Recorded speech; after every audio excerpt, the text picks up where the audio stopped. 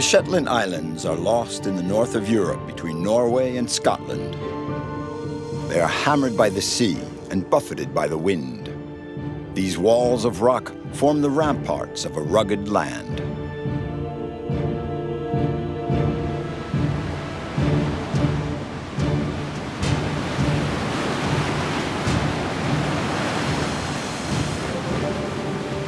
Though the archipelago counts a good 100 islands, only 16 are inhabited. These Celtic lands are an oceanic symphony composed of luminous waves and dark mountains. Here, on the same latitude as southern Greenland, is where the North Sea and the Atlantic meet. In the Shetland Islands, the wind mixes with the land, the sky, and the sea.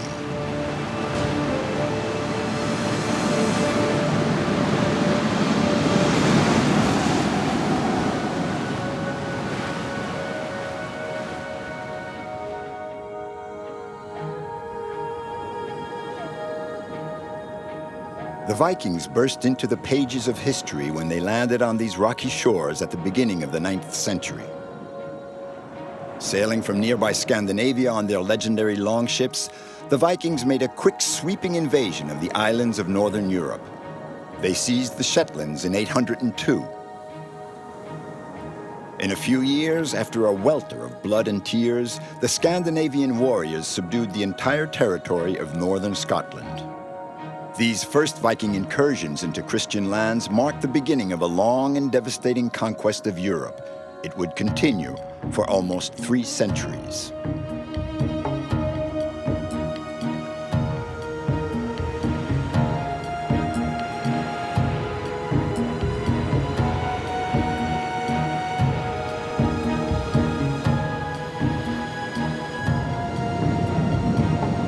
Far away from the world, 40 kilometers from the archipelago's main island, Fair Isle emerges from the sea, suspended out of time.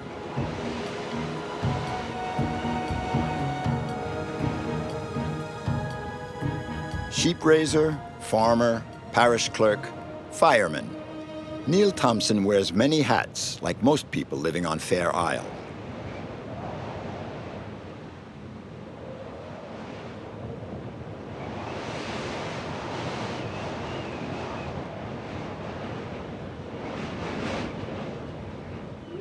I grew up playing on these pieces of land and around these cliffs and that, so I always think of this place as being my home. But I mean, yeah, very much. You grow up, you become part of the place, it becomes part of you. Yeah, it's lovely.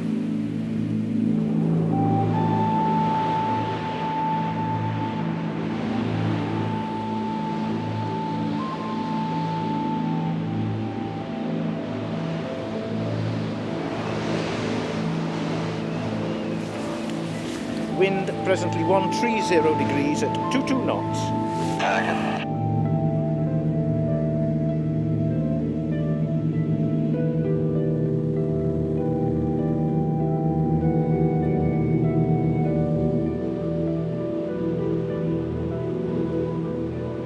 There's quite a strong crosswind, about 22 knots. But it's marginal, but it's safe limits, so yeah, it's good pilot too. Today, 5 high school children are coming home for the weekend. The plane is also carrying some essential supplies that we've been waiting for 10 days.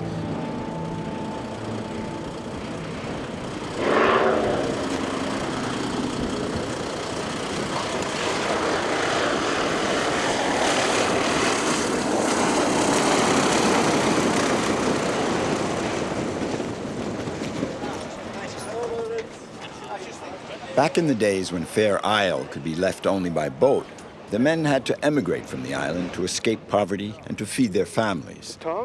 Today, the airplane allows the islanders to live as other Shetlanders do, or almost.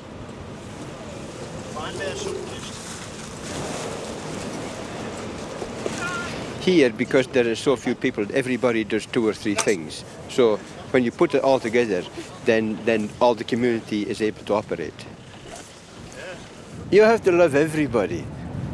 You have to love everybody. And Generally speaking, we do. People that come here and don't love everybody, they tend to stay after a year or two. They tend to move away because it's difficult for them. Yeah, you know.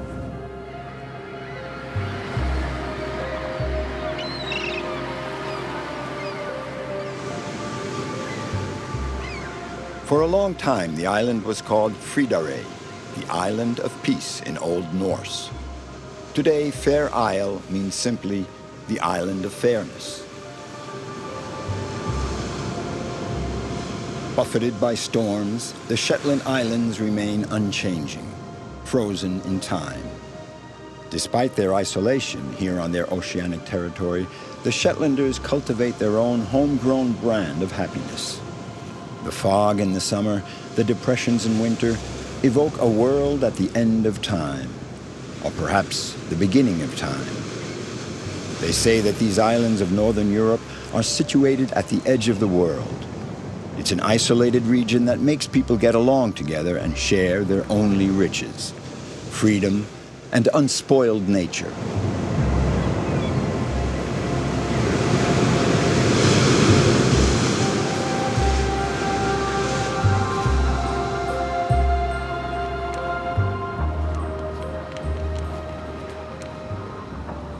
Neil has come out to lend a hand on a job that's a tricky one, but vital for all. One of Fair Isle's 2 wind generators has been struck by lightning. It has to be put back in place again as quickly as possible, before winter. The job is proving more difficult than expected. The wind is getting up, and the atmosphere has become quite tense. You do not walk below anything, you've been told, right? 80% of Fair Isle's energy comes from wind power. The islanders don't expect any help from the outside. They have to do the job themselves. Without a crane, it could take several days. The weather is not with them today, but they still have to try to raise the wind generator. The inhabitants of Fair Isle are counting on them.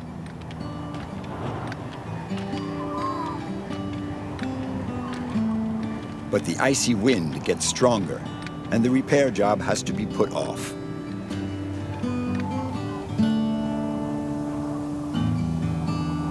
All alone, it's fine day city again.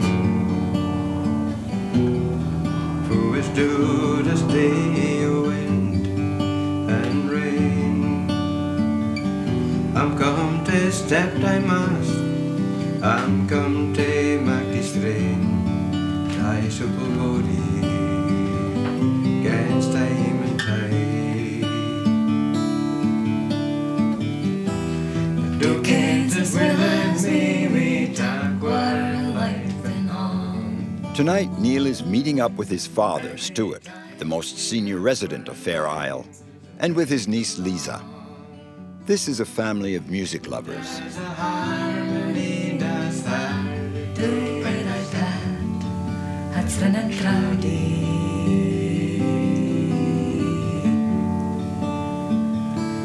Yeah, it's running cloudy.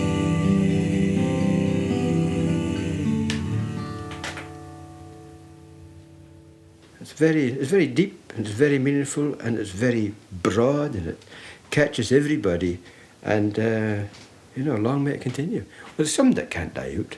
You try holding your breath, see how long you can hold. That's the same with music. You try not listen to music. You'll start humming a tune in spite of yourself. There's music everywhere.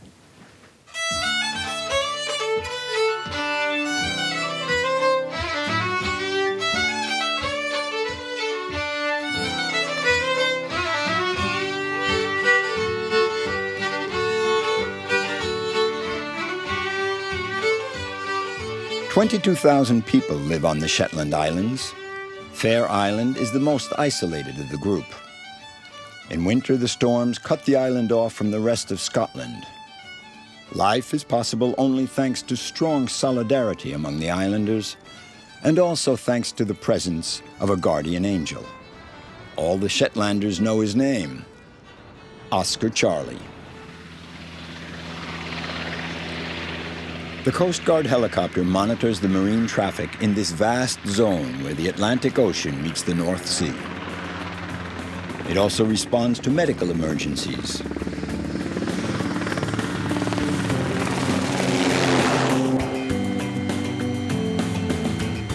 Kieran Murray is the Shetland Coast Guard's memory. He has rescued more than 6,000 people. Hundreds of men and women owe their lives to him. At 61, Kieran is the senior team member of Oscar Charlie. He's been flying the skies over Shetland for 30 years. His role on board is crucial. He is the winch operator and is in charge of directing the rescue operations.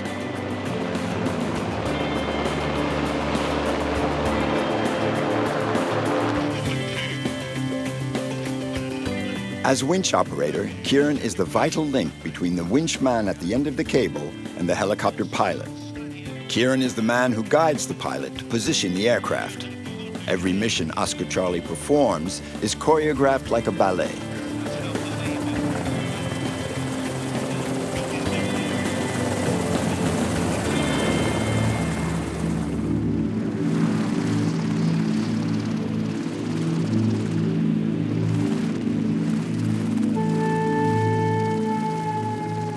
Here, everybody knows Oscar Charlie. The members of the rescue team are heroes for all the children of Shetland. That's why Kieran's son is on the team today. For Kieran Murray, the family tradition will be carried on. His son, Kieran Jr., is the Coast Guard's youngest pilot. I wanted to become a helicopter pilot from a very early age, from about the age of 5. That's about the time when we moved here to Shetland, within about 4 miles of the airport. So we used to see helicopters flying over the house on a regular basis, and it was that influence that made me want to fly. So it was a childhood dream, really, to find myself in one of these, and eventually that dream came true. I'm a bit bigger now. Yeah. And then there's your gliding days. I think that was down at, is that down Lighthouses? Lighthouses, yeah, I'm 16 there. And we don't have some ridiculous aviator shades. The Murray family moved here from Northern Ireland in the 1980s. Their passion for aerial rescue work has been handed down from father to son. Kieran Sr. is approaching retirement, but father and son still have a few more months flying together. Like other members of the Shetland Coast Guard, the Murrays have contributed to forging the reputation of Oscar Charlie. There were you getting aspirations to be a pilot, even in the captain's seat. What age are you there? 7, 8? Yeah, must be about that sort of age. Possibly. Dreaming about the day when I get to do it for real. Yeah, it was a mixture of feelings, really. I didn't, when I first started flying, ever envisage that I'd have an opportunity to fly with Dad. At that time, my career was going off on a separate path, and it wasn't until about 7.5 years later we had an opportunity to fly together. And so when it came, then it was a momentous occasion. It was a great feeling to have Dad in the aircraft with myself, and that feeling's continued as we've continued to work together now in Shetland. Just call if you want increased rate of climb, descent, whatever. That's looking good. Okay. Lighthouses are an important part of Scotland's great history. The Muckle Flugga Lighthouse was built by Thomas Stevenson, father of the writer Robert Louis Stevenson, who wrote Treasure Island and Dr. Jekyll and Mr. Hyde.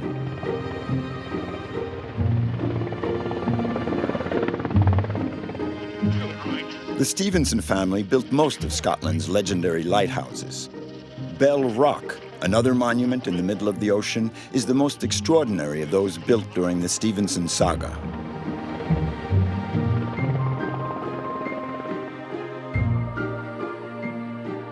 Begun in 1807, it was 4 years before the Bell Rock Lighthouse cast its first beam.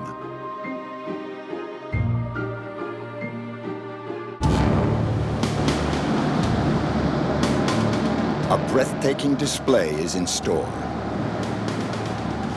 With an average of 250 days of rain a year, the wind in the Shetland Islands has a fearsome ally, the waves. On days like this, one would think they were determined to destroy the cliffs.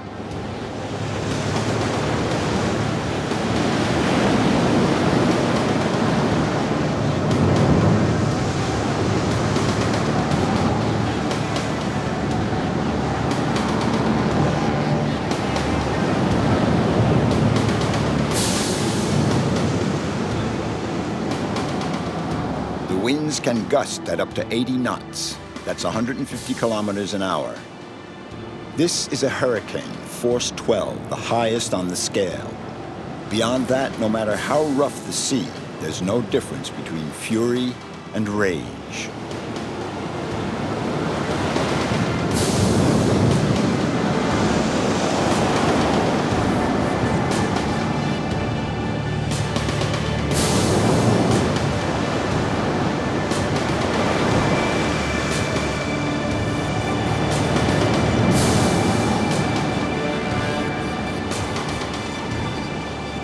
In winter, flying and carrying out rescue operations can be a real challenge. Kieran Sr. was on duty one icy night off the Shetland coast.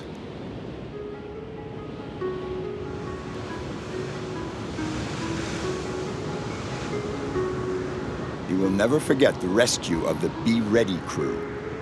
The fishing boat, tossed about by a raging sea, had been burning for several hours.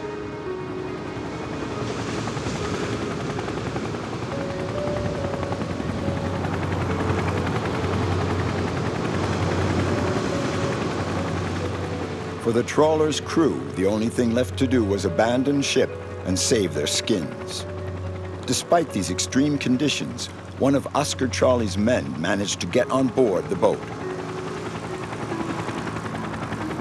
The Be Ready's crew had to jump overboard to reach the life raft before being winched to safety. That night, Oscar Charlie saved the lives of 5 Scottish fishermen trapped by fire on the high seas.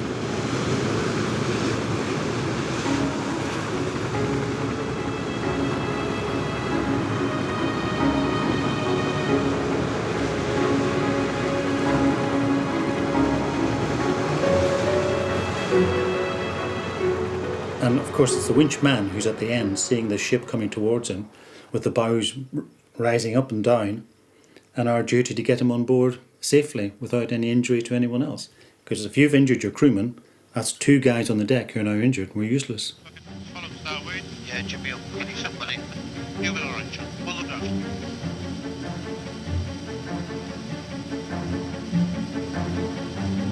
Mission clear. What? The ice control village.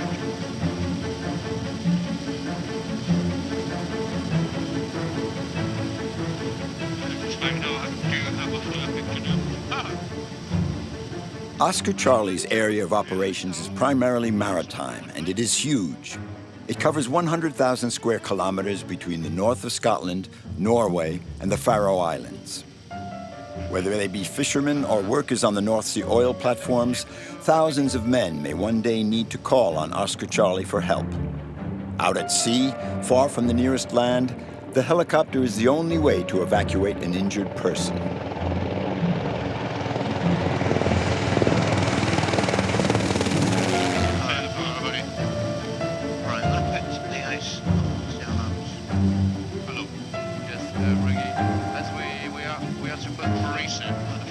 Kieran Jr. learned how to fly in this unusual world.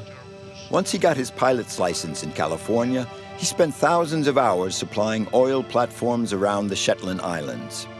Now, at the age of 33, he has clocked up more than 6,000 hours of flying time.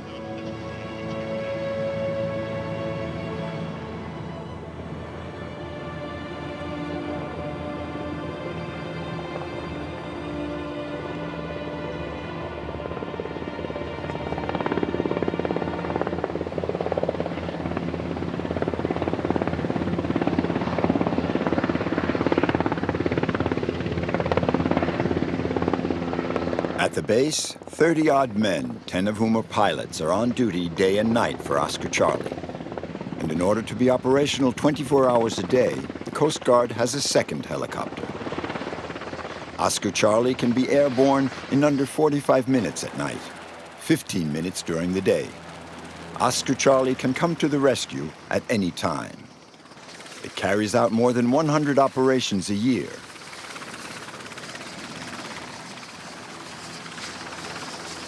Oscar Charlie is very well known throughout the islands. She's a very important asset to the community in Shetland, and over the years she has helped and she will continue to help the people that live here in Shetland. Oscar Charlie is a reliable, robust workhorse that keeps us safe and enables us to do a job where we can help people.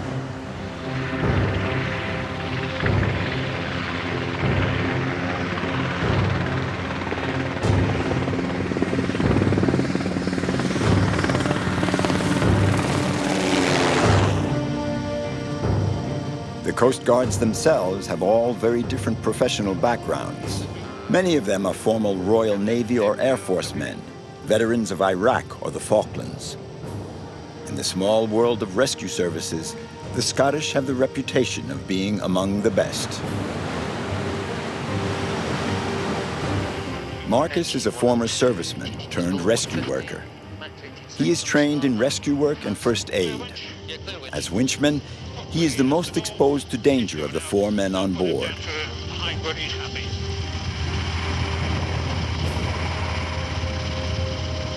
For myself on the end of the wire, I get to see the elements a lot closer than the rest of the crew sometimes. And to look at I get a good look at the sea state, and you get very used to looking at, you know, what's going to be good for you, what's going to be bad. You can enjoy the view sometimes on the end of the wire, and sometimes you want to close your eyes because it can be, you know, it can be so rough that you just want to get onto the vessel in a high sea state. But it is a fantastic area to fly in, and a privilege for everybody in the crew.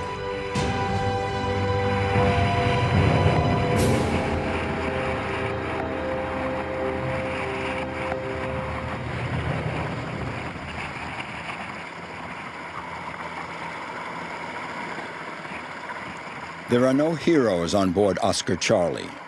The Murrays, father and son, are well aware of this. In a dangerous situation, the crew draws its strength from the experience of each member.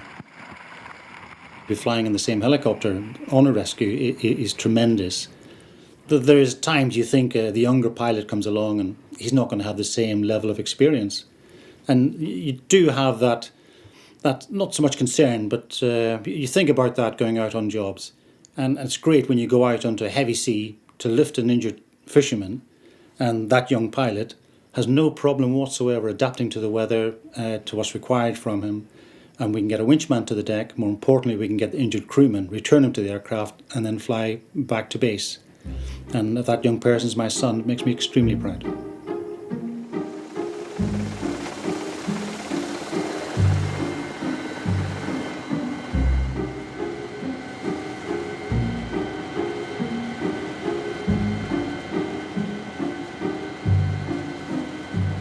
On board a rescue helicopter, there's no good pilot. There are only experienced men. Just another rescue worker among others, Kieran Jr. learned from his father that courage and humility are not diluted by the ocean, nor the skies of the Shetland Islands.